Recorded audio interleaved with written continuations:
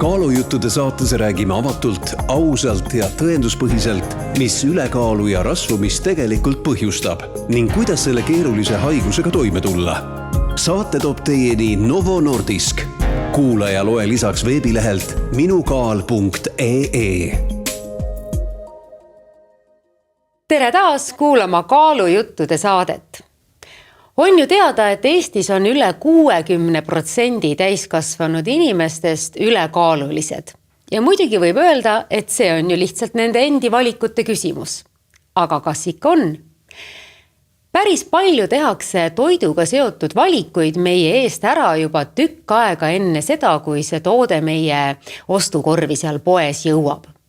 Ja tänases saates räägimegi sellest, mida siis eestlased tegelikult söövad, kuidas nad otsustavad, mida nad üldse toidupoest ostavad ja mismoodi tootjad meie toiduvalikuid mõjutavad.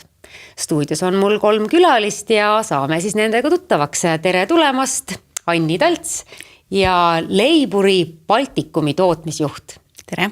Ja Anni, sinuga siis vast räägime sellest, et kuidas tootjatel need retseptid sünnivad ja mismoodi te siis teete valikuid, et mis sinna toote sisse läheb ja mis mitte. Sellest, mis üldse eestlaste toidulaual on ja kui tervislik see on, sellest me räägime Tervise Arengu Instituudi esindajaga. Tere tulemast, Janne Lauk! Tere! Ja meie 3. saatekülaline on toidupoe esindaja ehk siis Lidl Eesti kommunikatsioonijuht Liisa-Indre Pajuste. Tere! Ja Liisa, sinuga siis vast räägime sellest, et mismoodi üldse üks jaekauplus teeb oma toote valikut ja kuidas seda valikut tehes siis ka nagu, ma ei tea, arvestatakse erinevate asjadega, et neid asju on kindlasti nagu päris palju. Aga alustame, Janne, vahest sinuga sellel teemal, et mida need eestlased siis nagu tegelikult söövad ja mida nad nagu võiksid süüa, et see nende toiduvalik oleks terviklikum? Ja siin me saame rääkida veidi vanadest andmetest. Iga 10 aasta tagant me viime läbi sellist suurt ja põhjalikku toitumisuuringut ja praegu on meil järgmine käimas. Nii, et uus uuring on praegu alles nagu töös. Ja kui me millestki räägime, siis see on eelmise uuringu põhjal. No, me saame rääkida eelmise uuringu põhjal ja me saame rääkida tegelikult tervisekäitumise uuringutest, mida viiakse läbi või nendele tuginedes, mida viiakse siis läbi iga 2 aasta tagant erinevates vanusrühmades. Aga mis me saame öelda, et inimesed söövad ja see ei tule kindlasti kellelegi üllatuseks liiga vähe köögivilju, liiga vähe puuvilju, eelistatakse liiga vähe täisteraviljatooteid, kala sööme liiga vähe, pähkleid ja seemneid sööme liiga vähe. Ja teiselt poolt siis liialdame erinevate maiustustega, magustatud piimatoodetega, lihatoodetega. No mulle nagu tundub, et ma olen kuulnud väga palju seda lauset eesti keeles, eriti just meeste suust, et inimene peab liha saama, inimene peab iga päev liha saama. See siis ei ole nii? Inimene kindlasti iga päev liha saama ei pea, et tegelikult see kogus, mida meil on vaja organismi toimimiseks, on ikkagi suhteliselt väike. Aga eestlased on väga lihamaied ja keegi ütle, et liha üldse ei peaks sööma, aga ka liha süües on võimalik teha paremaid valikuid. Ja nagu ma ütlesin, iga päev seda kindlasti sööma ei pea. Mina lisan siia juurde seda, et Põhjamaade toitumissoovitused ja Harvardi Food Plate ütleb ka tegelikult, et sa võid valida seda valku, et see ei pea üldse olema liha. Et tegelikult sa saad suurepärast ilma hakkama. Küll aga Eestis siis Tervise Arengu Instituut minu meelest ka on hästi toreda soovituse juba sisse võtnud tänu sellele, et Harvard ja siis ka Põhjamaade toitumissoovitused on sinna poole läinud, et taimne valk on ka täisväärtuslik valk ja sa saad täiesti niimoodi elada. Ja absoluutselt tõsi. Ja see on üks selline arengukoht jälle meie kõigi toitumises, et need kaunviljad me ei ole eriti, me oleme kuidagi nendest aja jooksul väga-väga kaugele liikunud. Et aegade algusest kunagi ammu olid need igapäevane osa eestlaste toidulauast, aga praegu see paraku enam nii ei ole. Ja kui me nüüd räägime teraviljatoodetest, siis minu lemmik on üks selline koorikleib, kus on nagu hästi palju erinevaid nagu seemneid sees, et kas võib öelda, et see on tegelikult nagu mõnes mõttes juba ka eestlaste hulgas nagu trendiks saanud, et kui on nagu täis teravilja rohkem ja kui on seemneid rohkem, et siis see leib on kuidagi nagu parem. No vot, meil seda uuringut ei ole tehtud. Ahah, see on mu sisetunne. See on ilmselt see sisetunne ja loomulikult meile nagu tootjana väga meeldib mõelda, et see tegelikult inimesed eelistavad tervislikumaid tooteid. Me ise kindlasti panustame sellesse ja oleme aastaid sellesse panustanud, aga kas see tegelikult nii on, ma arvan, et üldistades öeldes see tegelikult nii ei ole. Ma arvan... Et valge sai on ikka esimene valik? Jah, sellepärast ütleme niimoodi, et ega inimeste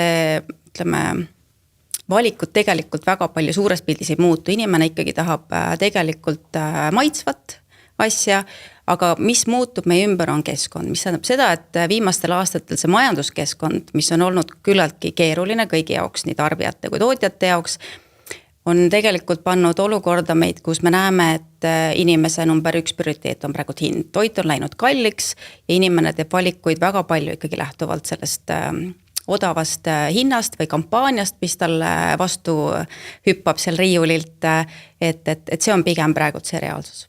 No siis teie olete tegelikult ju tootjana sellise, ütleme, dilemma ees, et kuidas toota võimalikult head asja võimalikult soodsalt, et kui suur see väljakutse on?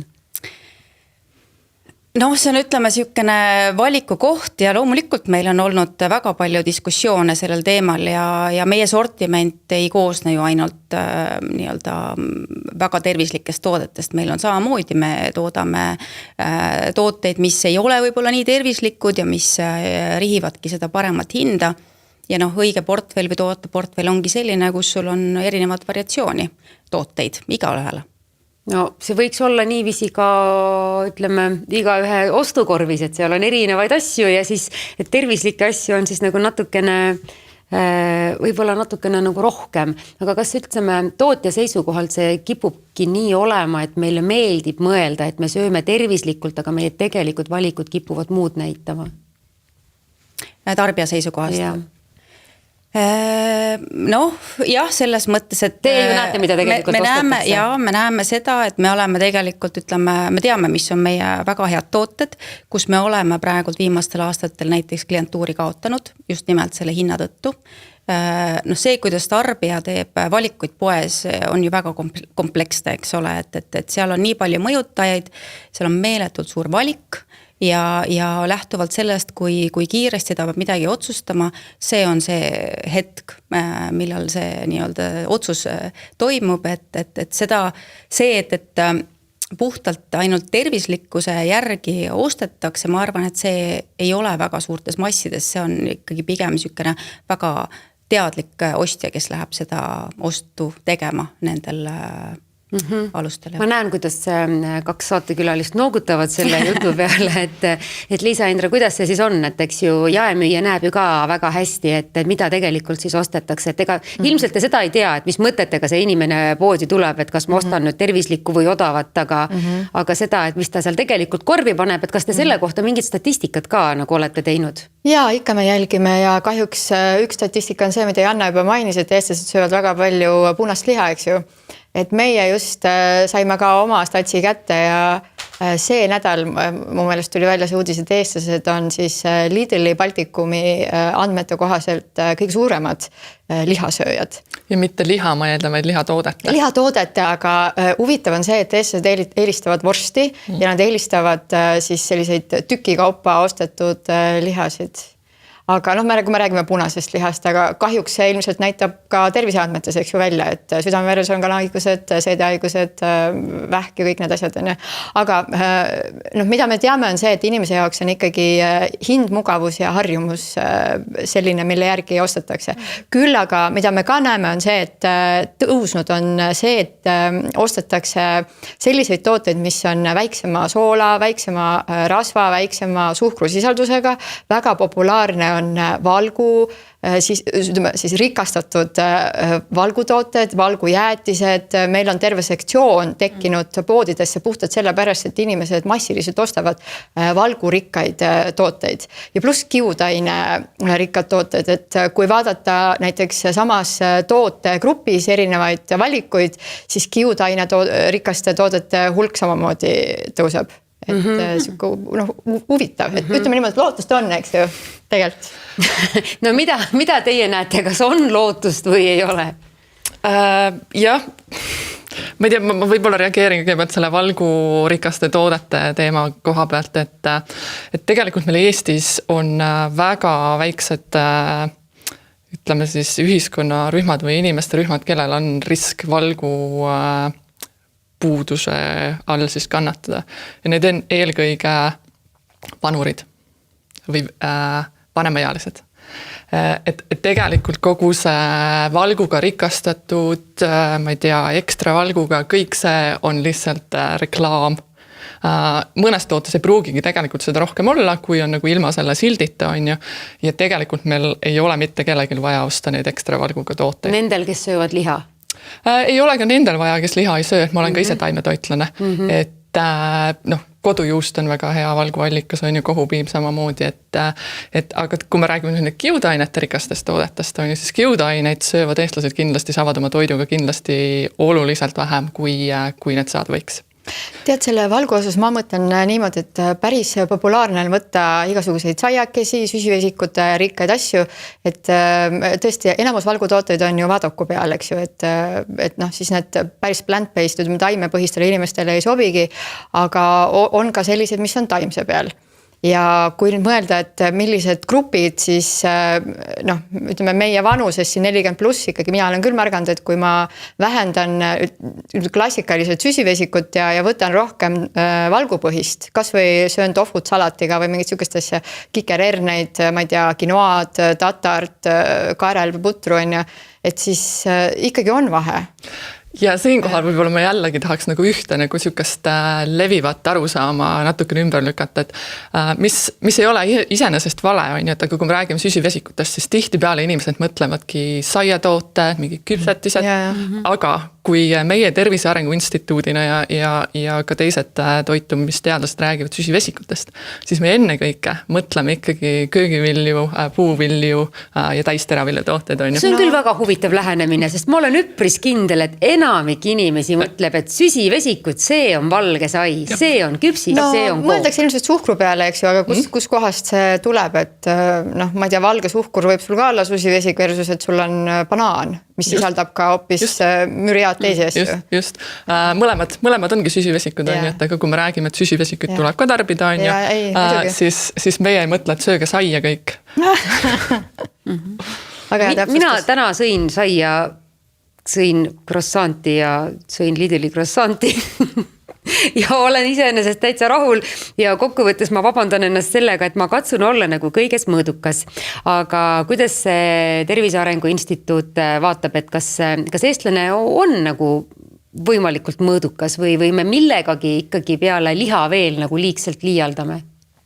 No kõik need juba eelpool nimetatud toidurühmad on ju, mis ma välja tõin, aga võib-olla ma panen nagu kaaluks selle juurde, et nagu tervena elatud aastatele Eesti elanike hulgas siis kõige suurem mõju ongi puuviljade ja köögiviljade liiga vähese söömisel, täisteraviljade ja siis pähklite seemnete ja teiselt poolt siis selle lihatoodete liialdusega. Ma lisan ülitöödeldud toidud ka, on ju? No ülitöödeldud toiduga on natukene keeruline, et siin on jällegi natukene, kui me juba selle süsivesikustest rääkisime, on ju, et mida mõtleme meie Tervise Arengu Instituudis, kui me räägime süsivesikutest ja mida mõtlevad võib-olla inimesed üldisemalt ja siis ülitöödeldud toitudega täpselt samamoodi. Et väga palju kindlasti tead ka leib läheb ülitoodetud toodete alla. Mina küll ei teadnud. Mingid sellised väga elementaarsed asjad. No, sest kui meie räägime ülitöödeldud toodetest, siis meie põhineme Nova klassifikatsioon on selline asi, mis on kunagi Lõuna-Ameerikas välja töötatud ja seal on siis nagu erinevad töötlusastmustega erinevad tooted ära paigutatud. See ei ole kõige parem lahendus, aga teadusmaailmas kui me räägime ülitöödeldud toodetest, siis me räägime sellele klassifikatsioonile põhinedes. Aga inimene tänavalt ei mõtle nii. inimene tänavalt mõtlebki, ma ei tea, mingit ülitöödeldud toit on ainult mingi helendav toit, on ju. No ultra processed food, siis ma mõtleks ikkagi ja mis läheb ka sinna klassifikatsiooni hästi on ju kartuli, krõpsud ja kõik sellised. Kõik sellised lähevad ka. Igasugused eedega vorstid ja nad on seal ka. Kõik sellised lähevad ka, aga ikkagi nagu sellised väga igapäevaste valikute hulgas on kindlasti ka mitmed, mis võttes aluseks selle klassifikatsiooni sinna alla lähevad. Maailmas Terviseorganisatsioon on nüüd välja töötamas uut definitsiooni, et kuidas me ikkagi saame täpsemalt nendest rääkida ja niimoodi rääkida, et me ikkagi mõistame kõik selle mõistel täpselt samu asju. No kuidas siis toidutootja teeb neid otsuseid, et ajal, kui ühest küljest väga kasulik oleks toota ainult seda ülitöödeldud toitu, et see kestab igavesti ja lisaks sellele tihtipeale ta ju ka paitab meie maitsemeeli, aga teisest küljest see surve tervislikumalt oma tootete retseptuuri kujundada on ju ka päris suur. Et mismoodi te nagu seda tasakaalu seal leiate? Ma ei ole kindel, et see surve väga suur on praegult. Sellepärast, et ega meil ei ole ju riiklikult praegult mitte mingisuguseid selles mõttes regulatsioone, mis ütleksid, et täistera peab olema või et toote informatsioonis peab olema see ja see, et meil ei ole seda. Me oleme sisemiselt ise grupina tegelikult võtnud väga selge otsuse juba mõned aastad tagasi, et kogu meie portfellist peab näiteks üle 30% olema täistera tooted. Et selle me oleme saavutanud, me oleme väga selgelt pannud oma toodetele niisugused limiidid peale, palju peaks olema suhkrut, soola, me oleme aastaid toimetanud selle vähendamisega, et seda mitte nii-öelda tagasi lasta sinna, kus ta kunagi oli, me oleme praegult, meil on näiteks sool on hetkel seal 1,1 grammi juures ja meil on eesmärk viia ta 1 grammi juurde, et need on sellised aspektid, mida me sisemiselt oleme endal kui eesmärke seadnud ja kui me teeme ka oma toote arendust, siis need on nii-öelda lähtekohad ja loomulikult, aga me peame ikkagi, me oleme selles mõttes majanduslikku tulemust peame ka ju silmas pidada, me peame silmas pidama seda, et inimestel on erinevad maitsed, inimestel on erinevad harjumused, ehk siis loomulikult see tähendab seda, et see tooteportfell peab olema võimalikult lai, aga jah, ma ei ole kindel, et see nii-öelda see tervislikkuse surve loomulikult, kui me oleme vastutustundlik tootja ja enam ma loodan, et Eestis on neid palju tegelikult, kes võtavadki selle nii-öelda oma südame asjaks ja teevad tooteid, mis on mõeldud ka nii-öelda tervislikust aspektist ja on läbipaistvad tarbija jaoks. Et see on olnud meie lähtekoht ja siiamaani. Ja see on mõnes mõttes natuke nagu surnud ring, et tootjal on raske toota tervislikku, kui tarbija tahab süüa ebatervislikku. Samas ei ole ju tarbijal võimalik süüagi tervislikku ja harjuda sellega, kui talle seda tervislikkust ei pakuta, sest ta ju ise ei küsi. Ja tegelikult see on niisugune see on kahepoolne nii-öelda see roll ja vastutus või sellepärast, et loomulikult meil tootjana peaks olema vastutus pakkuda tervislikke valikuid ja tarbija vastutab selle eest, mis otsuseid ta lõpuks seal leti ees teeb. Et ja lõpuks need asjad peavad kuidagi tasakaalus toimima. Meie murekoht, mida me näeme siin, ongi see, et isegi kui me nüüd tervislikke tooteid nii-öelda oma sortimenti laseme, siis kuidas see informatsioon tarbijani jõuab. Et ma arvan, meie lähtekoht või niisugune nägemus on see, et tihtipeale tarbijad ei leia seda üles või see teadlikkus on selline, et nad ei tea tegelikult, mida tähendab tervislikkus.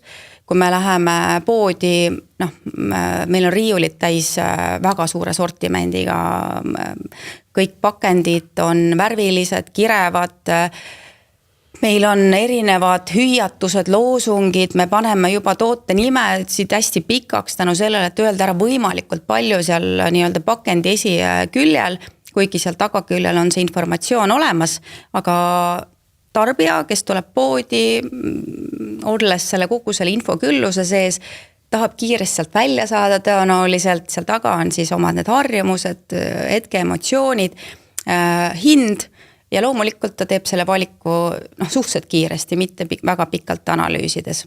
No aga kui nüüd läkski jutt selle pakendi peale, siis see on ka üks asi, et millest võiks nagu rohkem rääkida, et need pakendid on tõepoolest nagu peenes kirjas nagu keerulist infot täis. Ühest küljest sellest infost on natuke raske aru saada, teisest küljest ta on natuke väike ka, ma ei näe näiteks, nüüd ma enam juba ei näe, sest vanus on selline. Luupiga ei taha kaasas kanda. Et päris palju on räägitud sellest, et võiks olla pakenditel siis see Nutri-Score'i märgis, ehk see teeks siis nii-öelda hästi lihtsalt valgusfoori põhimõttel nagu selgeks, milline toit on siis pigem tervislik ja milline siis pigem võib-olla nii tervislik valik ei ole, et kuidas teie sellesse lähenemisesse suhtute, et kas näiteks Tervise Arengu Instituudi vaates, et kas teie statistika võiks anda paremaid tulemusi, kui me sellist märgistust hakkame kasutama, et kas see võiks mõjuda inimestele? Ja meie usume kindlasti, et võiks. Et pakendi esikülje märgistus on üks meetmetest, mida kindlasti soovitab Maailma Terviseorganisatsioon, aga ka mitmed teised tervisega seotud organisatsioonid. Ja Nutri-Score, ta on Euroopas kõige laialdasemalt kasutatav, mis näitab seda, et ikkagi kasu temast on. Erinevad uuringuid on tehtud nii ühtepidi kui teistpidi, pigem siukses nagu laborikeskkonnas on võib-olla peamised uuringud tehtud ja kõige rohkem uuringuid on kindlasti Prantsusmaal tehtud, kus Nutri-Score on välja töötatud. Aga Prantsusmaal üle 90%, 94%, kui ma nüüd ei eksi, elanikkonnast või küsitletutest, siis ütleme, pooldab Nutri-Score'i kasutust ja umbes sama protsent pooldab selle kohustusliku kasutusele võttu. Et Eesti kontekstis me räägime ja ta on igal pool tegelikult vabatahtlik hetkel. Mina olen mõnedel toodetel näinud seda Nutri-Score'i märgistust ja kuna ta tõepoolest on niimoodi nagu värvide kaupa, siis on sellest üpris lihtne aru saada, aga võib-olla kõik meie kuulajad näiteks ei ole tähele pannud, et mõnedel pakenditel selline märgistus on või siis on tähele pannud, aga ei tea, kuidas seda lugeda või tõlgendada, et ma ei tea, Liisa-Indra, kas sa oskad lahti rääkida, mis seal peal on? Ta on hästi lihtne süsteem, et ega ma just mõtlen jaemüüja seisukohast, et mida meie siis saame teha, kui sa mainisid, eks ju, et kuidas teha see inimesele lihtsaks, et milliseid tooteid ta valib, et ega see ongi see, mida me tegelikult saame teha, näiteks tõsta tervislikumad tooted silmakõrgusele, teha igasuguseid sooduskampaaniaid ja nii edasi. Aga Nutri-Score on tõepoolest jah, et Prantsusmaal ja Saksamaal on Lidlil ka hästi head kogemused sellega ja inimesed on sellega väga ära harjunud, seda küsitakse. Prantsusmaal on ta tõesti selline, et nii ja naa, eks ju, sest et nemad on revolutsionäärid on ja kõik sellised tegevused, politoloogia ja revolutsioonid tulevad Prantsusmaalt on ja et neil on palju häid ideid ja muu meelest me oleme jumalast heas kohas praegu Eestis, kus me ka küsime, et aga kuidas teha inimesele see lihtsaks, sest kui sul on pakendi taga selline klassikaline informatsioon ja me oleme ka teinud siis küsitlusi ja uurinud, et aga et mida te siis eelistate, siis ikkagi inimesed ütlevad, et ei, et me eelistame seda, et me saame selgelt aru, mis on pakendi esiküljel, et A-st kuni siis E-ni. A on sul roheline ja E on punane. Ja mida me oleme ka näinud oma andmete põhjal on siis see, et kui on inimesel valik näiteks samas kategoorias, ütleme hommikusöögi helbed, üks on C, üks on E, siis valitakse tegelikult rohkem C ja see ongi see, mida see sulle annab. Ehk siis, et ta võtab sul kokku põhimõtteliselt, ma ei tea, suhkru, ta võtab soola, igasugused hüdrogeenitud rasvad, erinevad asjad võtab kokku, et mis see väärtus on kalorid, eks ju, aga ega see kalor üksi sulle ei anna midagi. Me peame ka tähele panema seda, et ega kõik inimesed ei ole mikrobioloogid või nad ei tea isegi võib-olla, mis on makrotoitained ja nad ei peagi teadma seda. Aga see on see, kus kohas meie siis toidupoena tegelikult saame appi tulla. Me teeme selle hästi lihtsaks. Et kui sul on 2 hummust näiteks, ma ise ka on ja kui ma võtan hummuse ja mul on valida näiteks B või C, ma võtan B ja ma ei peagi rohkem sinna taha vaatama. Ja. Ma lisaks siia seda, et hetkel me oleme situatsioonis, sa mainisid, et Lidl kasutab, meil on näha tavapoodides, teistes poodides ka tegelikult on suured tootjad, siis Euroopa tootjad, kes on taodelnud seda märgist ja see märgise taotlemine tegelikult käib siis kogu selle kaubamärgi osas, ehk siis kui sa annad selle kaubamärgi all tooteid välja, erinevaid tooteid, sul peavad olema kõigil see on see keeruline ja raske? Kõigepealt, et ütleme Eestis, miks meie oma tootjatel seda märgist praegu peal ei ole, on tänu sellele, et Eesti tegelikult ei ole riiklikult seda märgist nii-öelda tunnustanud või seda lubanud, võimaldanud. Ja hetkel me tootjatena, kohalike tootjatena oma kaubamärgi alt me ei saagi mitte midagi praegu Nutri-Score'i märgi alla panna, sellepärast need arutelud praegu käivad, et kas see on Eesti aspektist mõistlik ja kas me läheme sellega kaasa.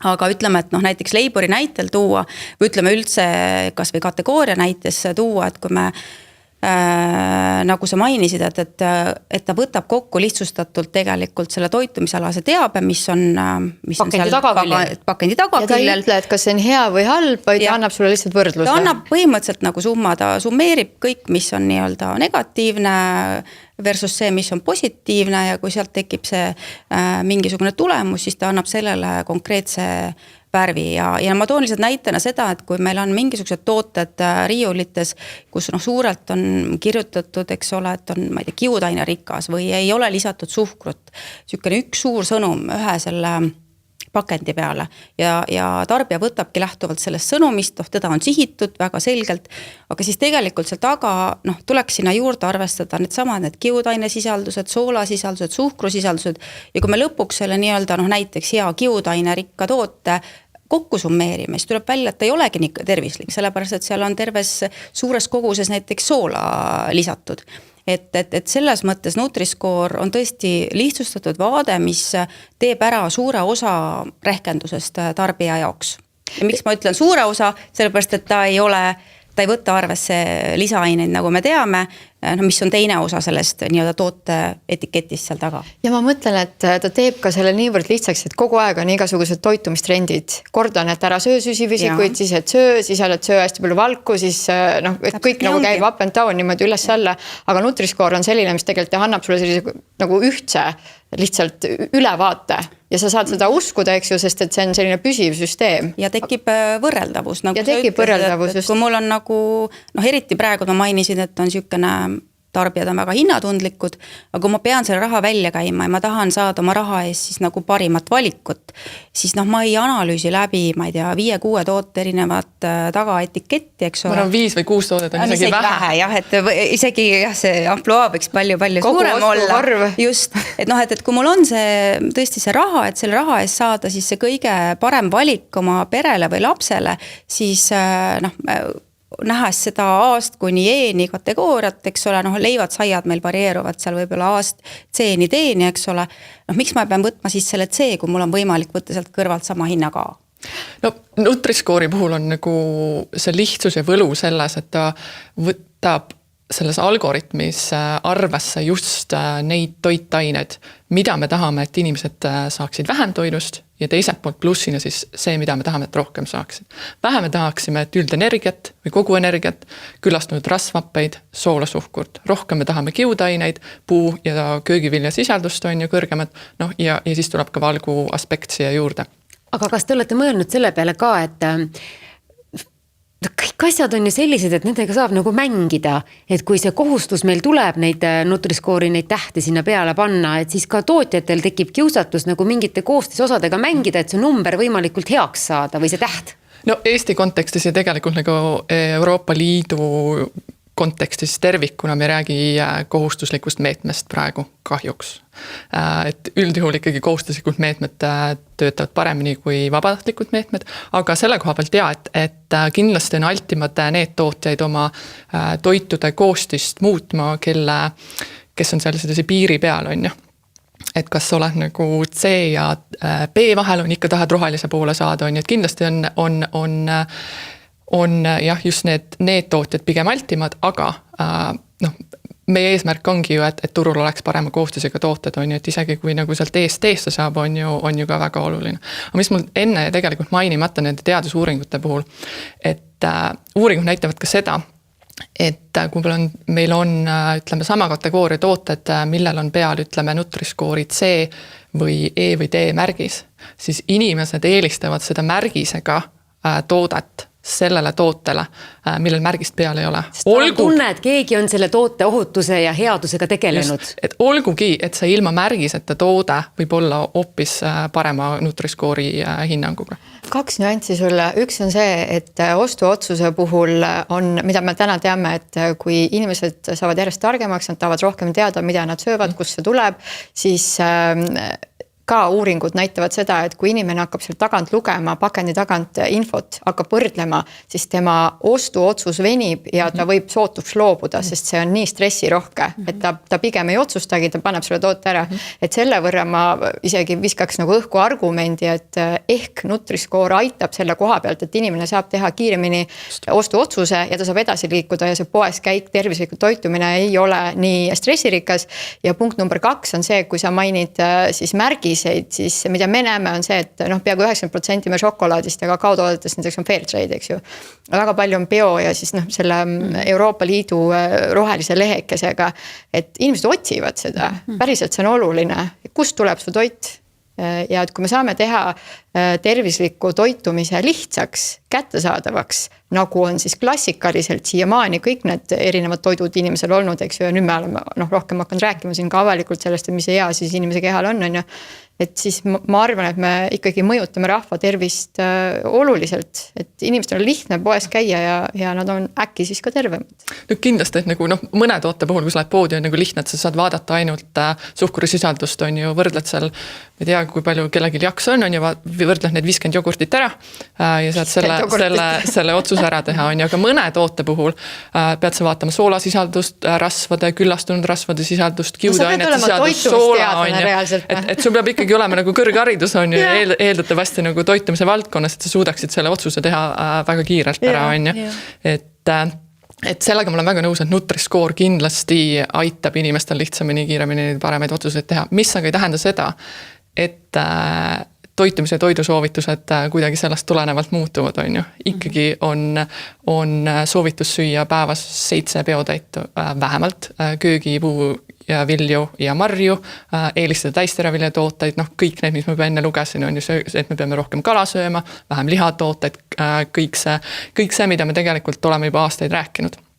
Aga Nutri-Score aitab nendes erinevad tootegruppide sees teha, et kui ma räägin, et me peame sööma rohkem kala, siis kalal on täpselt samamoodi müügil sellised tooted, mis on A, aga on sellised ka, mis on E, on ju, et selle sees saame teha paremad valikud samamoodi, et kui me ei taha seda lihatoodete söömist jätta, et seal me saame teha natukene paremaid valikuid lihatoodete hulgas, me julgeme arvata, et sealt meil A ja B tooted ei olegi, aga saame vähemalt selle C selle E asemel, on ju. Ja tead, see ühtlustamine aitab ka jaemüüjatel tuua samaväärseid tooteid rohkem näiteks esile kampaaniates. Või nagu paremaid tooted on. Või siis küsidagi täpselt neid nii-öelda tootjatelt tooteid öelda, et see kategooria on meil juba päris hästi nagu kaetud, et võib-olla võiks midagi teistsugust pakkuda, ehk siis näiteks võib-olla tervislikumat, aga ütleme tootja aspektist seesama need muudatuste juhtimine, et loomulikult ega meie eesmärk ei ole ka siis lõpuks ilmselt kõik oma tooteid siin A-kategooriasse viia, sellepärast et lõppkokkuvõttes kõik ei armasta täistera ja kõik ei armasta maitsetuid tooteid, sellepärast et loomulikult me peame pakkuma variatsiooni, aga oluline on siin toonitada seda, et see Nutri-Score aitab lihtsalt teadlikkust see, kui inimene läheb sinna riiuli ette, et tal on võimalik korra võrrelda, kui vaja esitada küsimus, miks siis üks on, ma ei tea, A ja teine on C ja kui ta otsustab seda C teha, siis ta teeb selle valiku teadlikult ja see on täiesti okei, et ma ei tea, ütleme, et kõik igasugused sessoonsed, me teeme ka ja kavatseme jätkata, ma ei tea, jõulude ajal magusasaia tootmist või et see on osa mingitest harjumustest, see, et me sünnipäevadel sööme magusat torti, eks ole, ega see ei tähenda, et me nüüd kuidagi mingil viisil hakkame nagu totaalselt vältima neid võib-olla D ja E siis toitaineid, pigem on see, et kui see on riiklikult vastu võetud siis meede või töövahend, siis tegelikult on ka meie tervisenõustajatel võimalik rohkem selgitusi sellel teemal anda. Praegult on ta justkui nagu olemas, aga samas me ei räägi sellest, sellepärast et ta ei ole ametlik kasutatav töövahend meie siis nii-öelda tootjate jaoks ja siis ka tarbijatele, et see on praegult, me oleme siukses nii-öelda nagu kuskil kaalumas seda valikut. Eks ta teeks kindlasti inimesele ka nagu teise tundetoodet valides, et ta rohkem tunneb, et ta ise vastutab selle eest, et mida ta sööb, sest et tal on ju kohe sinna pakendi peale kirjutatud, kui hea see tal on. Aga mul on muidu selline küsimus ka, et kui te ise nüüd olete poes poekülastaja rollis, kliendi rollis, et mida te pakendilt üldse vaatate, Liisa Endre, mida sina pakendilt vaatad? No mina vaatan esimesena, et see oleks taimine, sest ma olen näiteks 15 aastat olnud täitsa vegan. Teiseks, minu jaoks on väga oluline õiglane kaubandus. Ma tahan teada, kus kohast toit tuleb ja me teame, et juba oma hommikusöögiga me sõltume poolest maailmast, eks ju, tee, kohvi, banaan, suhkur, ma ei tea, isegi õhtusöögil võib-olla riis, et on nii palju asju, millest me sõltume ja minu jaoks on oluline, et mis on selle minu ostuotsuse mõju, et iga ost on tellimus järgmiseks samasuguseks, et kui ma selle sealt riiulit võtan. Nii et on basic asjad, mis mul on alati fair trade. Lisaks, kui ma saan, ma võtan bio, aga kui rääkida nüüd, et need märgised, eks ju, ja taimne, siis mina küll lähtun sellest Nutri-Score'ist. Minu meelest see on lihtsalt nii lihtne ja geniaalne. Ja mul on 2 last ka ja ma olen neid ka niimoodi võtnud nagu poodi kaasa, et me koos teeme alati me teeme menüü, siis me teeme nimekirja, meil on suhteliselt vähe emotsiooni osta. Ja siis lastele näiteks on nii lihtne anda, et vali näiteks korvi oma lemmikvärvides puu- ja köögivilju. Lidlis meil on see kontseptsioon, et kui sa tuled sisse, siis see on kohe sul ees, et sa ei pea kuhugi kaugele minema. Vaid et kohe need värvilised viljad on sul ees. Ja et vali oma lemmik puu- ja köögivilju, värve. Need värvid võivad olla jumalast põnevad. Mõnikord on mingid roosad, mõnikord on mingid lillad, mõnikord on sinakas. Siis on see, et otsige põnevaid märgiseid ja nad lähevad ja otsivadki põnevaid märgiseid, tulevad tagasi nende fair trade'ide ja igasuguste kravvide ja sertidega ja roheliste lehekestega. Ja juba by default me alati ostamegi taimset. Ja siis see hommikusöögi helveste teema tegelikult on minul lastega reaalselt olnud, et me seisame seal ees, laps võtab ennast, ma ütlen, vaata korraks, et võtta see nagu parem täht on, mis on seal ees ja nad ise hakkavad otsima. Mu meelest see on kõige kihvtim, kui sa saad niimoodi perega käia poes, et need on minu jaoks olulised. Plus kui ma keeran muidugi siis teistpidi selle pakendi, siis keha ei ole labor, et mu keha, ma ei taha, mu keha hakkaks lahti lammutama neid igasuguseid E-aineid, mis osad, pektiin võib sul ka olla E-aine, eks ju, aga mingi, ma ei tea, igasugused põnevad magustajad ja asovärvid ja no. Neid me ka absoluutselt väldime. Janne, mida sina vaatad, kui sa poes võtad endale toidupakendi kätte ja et kas ostan selle või mitte? No jah, see sõltub sellest, mida ma ostan. Et üldjuhul ma üritan osta ilma pakendite tooteid, mis tähendab seda, et nagu selline tooraine, millest ma ise hakkan midagi valmistama.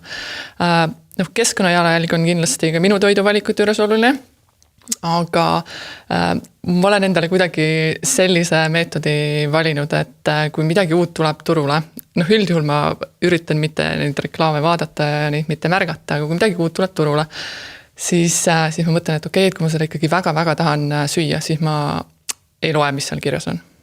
Ja ma proovin selle toote ära. Aga kui ma mõtlen, et ma tegelikult tahan, aga ma tean, et ma ei peaks seda sööma, siis ma loen, mis seal kirjas on. Siis ei taha enam. Ja siis mul läheb see isu ära. Väga meetod. Ja see toimib, minu puhul see toimib, et samamoodi nagu sa välja tõid on ju, et mingid pikad nimekirjad, mida nagu tegelikult ei taha üldse tõlkima hakatagi on ja mõtled, miks ma siis seda üldse seedima pean hakkama. Atse, sulfaam ka ja mingi. Mina kasutan sellist taktikat, aga sellised baastoiduained mul on ikkagi nagu juba eelnevalt selle eeltöö ära teinud. Ja mulle üldse ei meeldi toidupoes käia ka, nii üritan seda vältida nii palju kui võimalik. Aga stress on ja see on väga pinge. Et ma just mõtlesin enne selle fraasi peale, mis sa siin ütlesid, et inimene peab tegema kiirelt oma valiku 50 jogurti hulgast, siis minule tekitab see sellist stressi, et ma enam ei vaatagi, mis maitsega jogurtid on, ma lihtsalt võtan Kreeka jogurti. Tulge hakake taimseks, ei ole üldse nii palju valikuid. Palju lihtsam. aga Kreeka jogurtidega on ka selline lugu, et neid on ka palju, aga siis ma vähemalt valin nagu ühe mingi lihtsama tootegrupi seest ja siis ma lähen turule ja ostan maasikaid ja panen nad lihtsalt sinna sisse ja loodan, et on ka maitset piisavalt.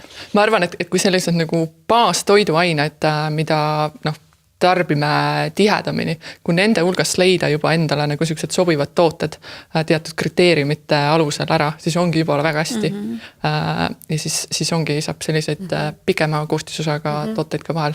Ja siis Anni, korra nagu mulle jäi nagu üks asi meelde, et sa ütlesid, et kõik inimesed ei tahagi nagu ka nagu mingit maitsetut leiba või saia, aga minu meelest ei ole niiviisi, et minu meelest on need täistera tooted ja üldse igasugu põnevate teradega leivad on nagu nii maitsvad, eriti veel kui röstida, eriti veel kui on hästi mõnus maitse või näiteks nende peal, või sa paned sinna kuidagi, ma ei tea, mis sulle meeldib, eks ole, tomatit ja kurki on sinna peale, et võib-olla meie maitsemeeled on nagu nii rikutud, et tavapärast head maitset nagu ei oskagi nagu veel nagu enam märgata või ära tunda.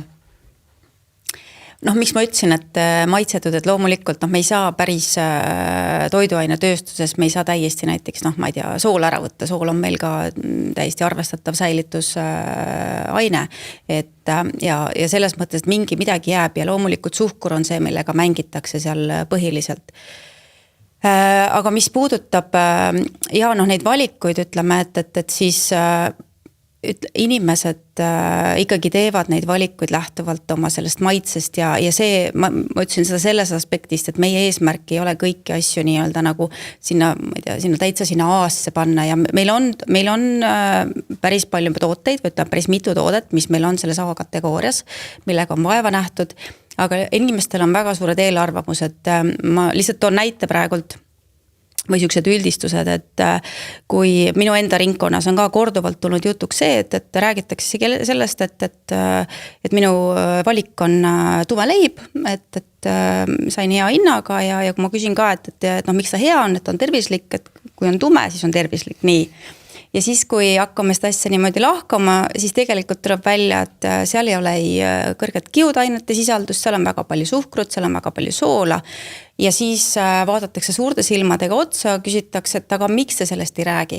Sest meile tundub, et tume leib on parem kui valge sai. Sellepärast, et see kuskilt on saanud kodune harjumus, üldine teadlikkus, tuleks eelistada tumedat versus näiteks mingile heledale nisule ja see siis nii-öelda tegelikult kujundabki välja selle nii-öelda selle ostukäitumise inimesel ja seda on väga raske muuta, seda saabki ainult muuta mingisuguse teadlikkuse tõstmisega, aga kui inimene seda analüüsi seal ei tee, kui ta ei tea tegelikult, mis on tema jaoks tervislik, kuidas need asjad kokku summeeruvad, siis ta ei jõua selleni. Et ma toon ka näite, meil on A-kategooria toode, mis on nisu täistera toode, meie kodune sepik, üli tervislik toode, A-kategooria toode. Jäi mul küsimata sinu käest, et kui sina vaatad toidupoest pakendit, et mida sa loed sealt pealt või kas sa pead seda üldse oluliseks, mis seal tagaküljel on? Ja ikka pean, aga ütleme niimoodi, et samamoodi, kuna mina ei ole toitumisteadlane, siis kogu seda toitumisalase teabe summeerimist ei ole ma mitte kunagi suutnud teha, täpselt samamoodi nagu tavatarbija, ma ikkagi lähtun mingisugustest selgetest valikutest, mida ma siis mingil hetkel otsin kuskil tootekategoorias, kas on need vähem suhkrut või ei ole lisatud suhkruid, kuskil on suurem kiudaine sisaldus, kuskil on suurem valgusisaldus ja aga seda, et see tõesti nii-öelda nagu tervikpildi annab, seda ei suuda mina teha ja üks aspekt, mida kindlasti jälgin, on ka e-ained, et mida siis Nutri-Score ära ei katta, aga me praegult eeldame justkui oma tarbijalt, et ta peab kogu sellest esiinfost aru saama, siis ta peaks vaatama kõlblik kuni või parim enne kuupäeva, siis ta peaks selle toitumisala teabega tutvuma, siis ta peaks koostisosasid vaatama, ehk siis sest tal on veel oma ostuharjumus, täpselt, mis on soodne, mis on kampaanias, pluss mõnikord ka meelitatakse sõnumite värvidega. Just nimelt, et kogu seda asja protsessides me ei saa eeldada, et see kuidagi, et tarbija suudaks sellest läbi ammustada ja lähtuvalt sellest oli siin juba minu enda aspektist täpselt sama näide, hommikusöögi helbed, Nutri-Score, Nestle on läinud kõigi oma toodetega nüüd ka Nutri-Score'i peale. Minu jaoks oli täpselt samamoodi tarbijana väga suur üllatus, kui muidu lastega poes käies kirjud pakid, suured sildid, loomad, kujud, värvid. Et lapsel on näitab näpuga kõige erksamad pakendid, et võt seda tahaks. ja nüüd, kui mul on seal valik kiirustada sees, et ongi A-st kuni D-ni, siis ja tegelikult on täpselt samasugused mingid kakaopallid, siis tegelikult on see valik päris lihtne ja kiire ära otsustada, mis on siis see nii-öelda eelistatum valik ja millega ma saan oma lapse nii-öelda siis ka neid maitse ja tarbimisharjumusi nagu kujundada. Ja teine näide oli mainitud ka siin nii-öelda see silmade või nägemine, et meil leival saial on päris suur tagapind, me saame päris ilusti sinna panna selle toitumisalase teabe, kirjutada veel selle toote kohta. Müslipatoonid, lapsed, minust see riiul kogu aeg ainult suurem müslipatoonidega ja kui sa hakkad seda kirja sealt otsima, siis tegelikult see on praktiliselt loetamatu, et seda on nii palju seal, see on lisaks nii tihedas kirjas. kirjas. Pakendi kokkukleepimise koha peal. Täpselt, ta on seal, ehk siis seda ongi füüsiliselt on väga raske üldse analüüsida seal samas poeleti ees ja loomulikult müslipatoon ei ole meie igapäevane toitaine, aga lihtsalt, et kui on vaja, siis kiiresti täpselt samamoodi kogu variatsioonis on neid müslipatoone seal letis tegelikult olemas ja on. Ja kohusetundlikud siis võtavad selle batooni ja lähevad kuskile valguse kätte niimoodi jõllitavad seda, mis siin kirjas on, sest see on mega väikses kirjas, nagu Eve mainis alguses. Ma ei näegi lihtsalt. Minu meelest on hästi huvitav, et see hommikusöögi helveste näide, sest see on nagu põhinäide, kus ma kuulen seda, kuidas inimesed lähevad oma lastega poodi ja siis lapsed valivad, oi, seda me ei võta, see on et nagu lastele on see ka nagu imelihtne aru saada ja juba seal paremaid valikuid teha lapsest. No üpris väikselt õpitakse tähed selgeks. Just, ja kui korra seletad ära, et eelistame neid A ja B tooteid või rohelisema otsa tooteid on ju, et sest need on meile paremad, et see laps võib-olla, ta ei tahagi teada nii detailselt, miks meil seda, miks ta nüüd parem ja miks ta ei ole, on ju, et aga minu meelest see on hästi tore näide, et, nagu, et see nagu lastel nagu imelihtsalt töötab ja just need hommikusöögi helbed kuidagi on tulnud.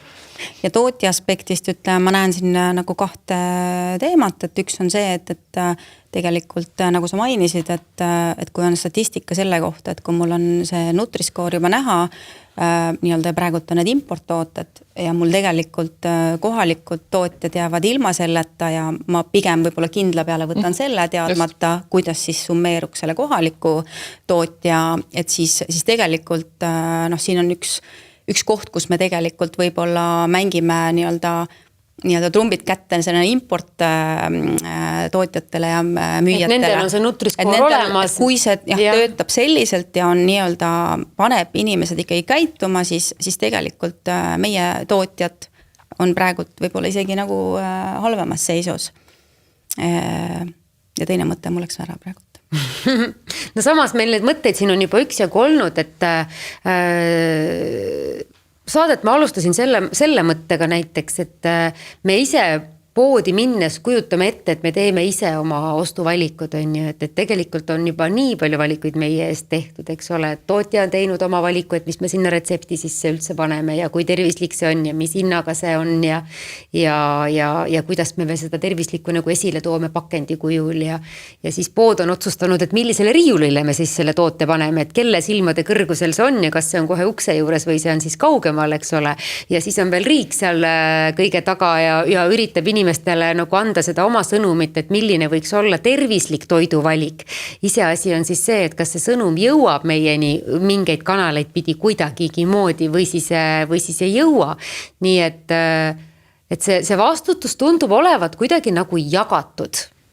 Aga ta on ka ikkagi üsna väärtuspõhine, et näiteks Lidl suure ketina Saksamaalt pärinev igasugune kestlik ja eetiline käitumine on hästi oluline ja me räägime sellest väga palju, mistõttu siin ma küll näen, et see, mida me paneme siis sinna Lidl Plus kliendi äppi, milliseid soodustusi me välja toome, et ei pane selliseid, võib-olla, ma ei tea, prahttoit võib öelda või selliseid asju kassade juurde. Seal on lihtsalt sellised kerged, ma ei tea, nätsud või mingid asjad, mis sa saad endale või nagu juurde võtta, aga et ei ole selliseid suuri peibutisi. Lisaks, mida me tõstame silmade kõrgusele ja küsimus on ka kelle silmade kõrgusele, eks ju. Et Lidlis on selline läbilõige, et lastele me ei turunda siis ebatervislikke tooteid ja me oleme kõik maha koorinud, kuna vaata Lidli kontseptsioon on tegelikult üks, on see, et meil on oma märgitooted ja seal taga tegelikult on siis rahvusvahelised tootjad ja väga palju on Eesti tootjaid, kellega me teeme koostööd. Kuigi sa võib-olla vaatad, et see on mingi Lidli oma märgi leib või sai, siis tegelikult seal taga on midagi kohalikku, ka piim näiteks ja nii edasi. Ja teiseks siis jah, ikkagi see, et kui meil on lastele mõeldud tooted, siis on maha kooritud sellised tugevad värvid, tuntud kangelased. Meil tegelikult just alustasime koostööd Paramountiga ja see käpapatrull, eks ju, mida kõik teavad ja see on hästi hea selline lansseerimine ka, et näidata, me paneme selliseid asju ainult tervislike asjade peale, mis need tervislikud on, need on siis mustikad, kirstomatid, sellised parema kategooria helbed, paremad jogurtid, piimajogurtid näiteks Kreeka ja nii edasi. Et sellised oleksid, kui laps tunneb toote ära, sest see ongi ju neuroturundus, et sul tekib äratundmisrõõm, dopamiin, ma tahan seda, siuke tõmme tekib, on ju, et mille suhtes laps tunneb tõmmet ja see on väga vastutustundetu kasutada ära väikesi lapsi, kes ei suuda teha seda ostuotsust samaväärselt kui täiskasvanud inimene, mistõttu siin me tõmbame hästi paksu joone maha, et me seda ei tee. Mulle tundub, et siin on nagu mingisugused natukene, et ühest küljest me kõik oleksime nagu teadlikumad selles osas, et mis on tervislik ja mida tasub süüa. Teisest küljest näitavad arvud, et üha rohkemad inimesed on ülekaalulised, et kuidas seda selgitada, see on ju täielik vastuolu. Kõigepealt võib-olla ütlen seda, et ma kuulan Liisa Indret ja siis mõtlen, lootust on. We have hope. et lootust on, et hakkame tegema paremaid valikuid ja nagu tore on kuulda, et on nagu Annigi rääkis enne läbipaistvusest, on ju, see on väga oluline, aga ka nagu jae poole pealt nagu vastutustunne on selle omakaalu olemas. Ja siis sa lähed kontorisse, võtad lahti paberid ja vaatad, et iga aasta on meil jälle see number läinud edasi, kui mitmes laps on ülekaaluline. Nüüd on juba iga 3, eks ju? Jep, esimeses klassis, jah. Jah, esimeses klassis. Just, aga ma tegelikult enne juba mõtlesin, kui ma hüppan vahele või ma ei hüppa. Et see teadlikkus on kindlasti väga oluline. Aga kui meil on nagu keeruline neid teadmisi rakendada või see nõuab meilt nagu väga suurt pingutust, nagu me sellest 50 jogurtist juba oleme siin mitu korda rääkinud, on ju, siis inimene ei hakka seda tööd tegema. Ja need meetmed, millega me tegelikult saame kõige rohkem mõjutada, ongi sellised meetmed, mis nõuavad siis inimesed kõige vähem pingutust. Ehk siis sellised meetmed, mis kujundavad selle toidukeskkonda. Reklaami juba käis siit läbi, on ju, ja eriti veel lastele suunatud reklaamipiirangud, siis me saame rääkida maksupoliitikast, on ju, et me teeme need paremad valikud soodsama hinnapoliitikaga, kuidagi mõjutame neid ja need tooted, mida me ei taha, et inimesed sööksid, on ju, need jällegi oleksid kallimad. Me rääksime Nutri-Score'ist, mis on siis esikülje märgistus ja see on kõige rohkem levinud, et võib-olla me selle et Nutri-Score'i vastas, et nagu alati ütleb, et see ei ole nagu ideaalne, on ju, ja see ei olegi ideaalne, ta ei võtagi kõiki asju arvesse, ta võtabki arvesse ainult seda infot, mis seal juba kirjas on. Et aga võib-olla nagu konteksti mõttes, et kui leebe see Nutri-Score tegelikult on, et kui Lõuna-Ameerika riikides on näiteks sellised märgistused peal, kus on nagu siukene must pealuu ja nagu väga konkreetne hoiatus, mitte päris nii, et sa kohe sured ära, on ju, et aga ikkagi nagu, et selge, et see on ohtlik asi endale nüüd suhu panna. Ja see töötab ka väga hästi. No võt, ma ei teagi, suitsupakkidel on päris õudsed pildid peal ja inimesed, ma ei tea, kas nad suitsetavad vähem, võib-olla valivad e-sigareti siis. Siin on just täpselt jälle see, et nagu inimestel on see teadlikkus olemas. Teadlik otsus. Ja ma teadlikult otsustan oma tervist rikkuda. Ja tegelikult siis nagu pole kedagi teist süüdistada, kui oled natukene haige, rohkem kui teised või natukene ülekaalulisem, rohkem kui teised, aga kurb on meie süsteemis see, et selliste inimeste ravimine läheb meie kõigi rahakotist. Ma ikkagi nagu inimesele üksi seda vastutust ei paneks, on ju, et nagu see on ikkagi nagu võtaks natukene talle ka seda vastutust ja jagaks veel natukene poodidele ja tootjatele. Just täpselt, et nagu inimene võib tahta teha häid valikuid, on ju, aga ta võib elada näiteks sellises kohas, kus tal ei ole seal toidupoes kõige paremaid valikuid, on ju, või seal on mingid muud põhjused, miks ta ei saa neid kõige paremaid valikuid teha või ta väga tahab, aga tal ei ole ka aega, et see 50 hulgast leida see parem valik, on ju. Et siin on nagu neid põhjused, mis tegelikult mõjutavad seda lõplikku otsust on väga palju ja kindlasti on inimesel vastutuse koht. Ei saa olla nii, et oi, toidukeskkond on meil nagu üüratu, ongi hästi palju selliseid tooteid, mida tarbima ei peaks, et kuidas ma siis leian selle toote.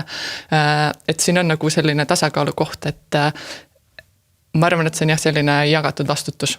Ja tegelikult ma mõtlen, et millest me lähtume on see, et tervislik toit ei peaks olema luksus, privileeg, mida saavad ainult osta jõukad, et see tuleb teha kättesaadavaks ja lihtsaks iga ühele. Ja tegelikult me ei ütle praegu, et see kindlasti sedasi on. Lihtsalt nende hea koostisega toodete leidmine või parema koostisega toodete leidmine on lihtsalt nii keeruline. Et nagu minul ei ole neid andmed, et öelda, et, nagu, et ainult ma ei tea, kõrgema hinnakategooriaga tooted on need, mis saavad A ja B. Ei ole, meil see kindlasti nii ei ole. No ma arvan, et kapsas on väga hea hindega ja väga kallis ei ole ka.